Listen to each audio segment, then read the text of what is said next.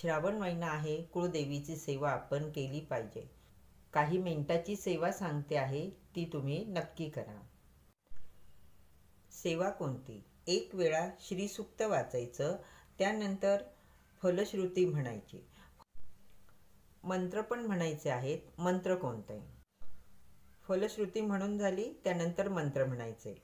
16 वेळा लक्ष्मी गायत्री मंत्र, 16 वेळा विष्णू गायत्री मंत्र, 16 वेळा कमलात्मक मंत्र, 16 वेळा नवार्णव मंत्र.